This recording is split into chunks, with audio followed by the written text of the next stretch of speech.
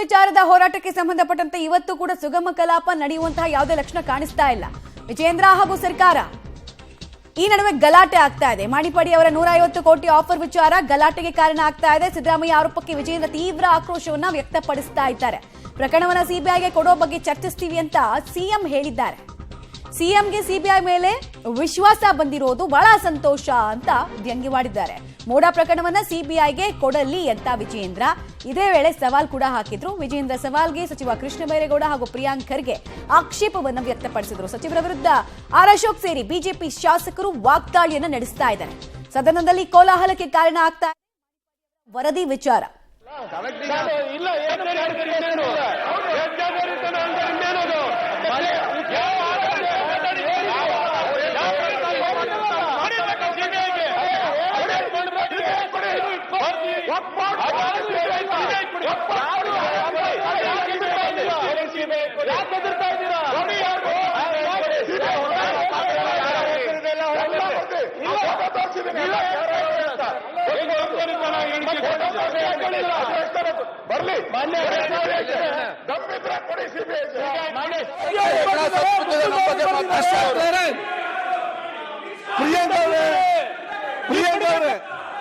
ಪ್ರಿಯಾಂಕ ಅವ್ರನ್ನ ಕೇಳಿಲ್ಲ.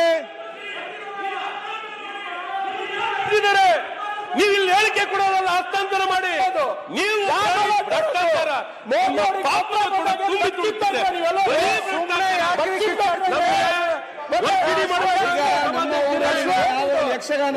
ಮಾಡಬೇಕು. ಚರ್ಚೆಯಲ್ಲಿ ಮಾಡಬೇಡಿ.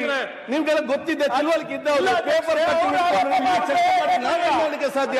ಉತ್ತರ ಕನ್ನಡ ಚರ್ಚೆ ಆಗ್ಬೇಕಾ ಬೇಡವಾ ಹೇಳಿ. ನಿಮ್ಗೆ ಚರ್ಚೆ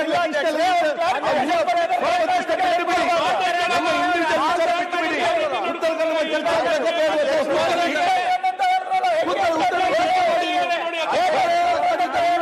ಏನ್ ಮಾಡ್ಬೇಕಾದ್ರೆ ಯಾರು ಚರ್ಚೆ ಮಾಡಬೇಡಿ. ತಪ್ಪು ಮಾಡ್ತಾನೆ ಇರ್ತಾರೆ ಅವರು. ಆಧಾರಿತವಾಗಿ ನೀವು ಹೇಳಿಕೆ ಕೊಡಂಗಿಲ್ಲ. ಹೇಳಿಕೆ ಕೊಡ್ತಾರೆ. ನೀವು ಗಲಾಟೆ ಮಾಡಿ ನನ್ನನ್ನು ಪ್ರಶ್ನೆ ಕೇಳುದಾ? ಕೇಳ್ತೀರಾ? ನಾನು ಹೇಳಿದ್ರೆ ನೀವು ಇಬ್ಬರು ಕೂಡ ಕೇಳುದಿಲ್ಲ. ಕಡೆ ಕೇಳಿದ್ರು ನೀವು ಯಾಕೆ ಅವಕಾಶ ಮಾಡಿ ನನ್ನ ಹತ್ರ ಕೇಳುದು? ನೀವು ಕೂತ್ಕೊಳ್ಳಿ. ಈಗ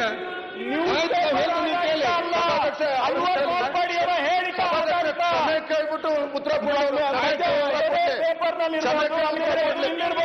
ಒಂದು ಸರ್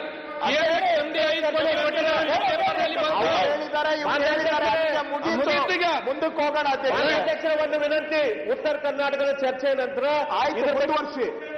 ನಾವು ಬರ್ತೇವೆ, ಅವರು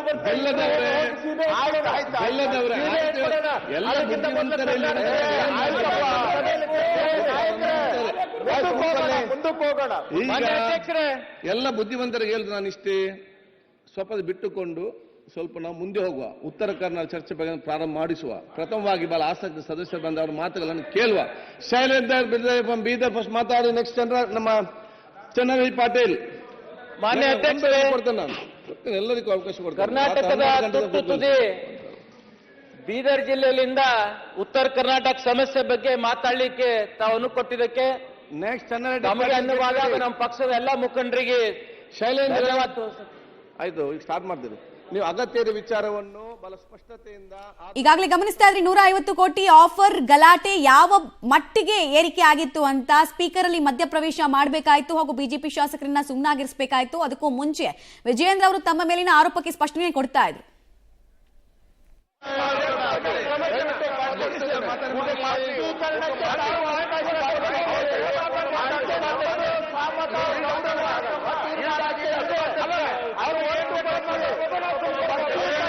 ರಾಜಕೀಯ ಭಾಷಣ ಮಾಡುವುದಾದ್ರೆ ಮತ್ತೆ ಚರ್ಚೆಗೆ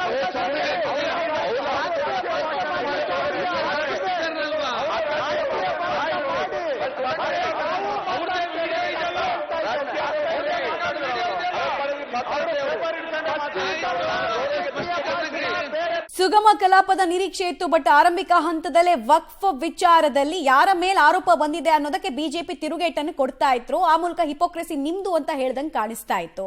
ಈ ಬೆಳವಣಿಗೆ ಇನ್ನು ಏನೇನೆಲ್ಲ ತಿರುವುಗಳನ್ನ ಪಡೆದುಕೊಳ್ಳುತ್ತೆ ಅನ್ನೋದನ್ನ ನಾವು ಮುಂದಿನ ಹಂತದಲ್ಲಿ ನೋಡ್ತಾ ಹೋಗ್ಬೇಕಾಗತ್ತೆ.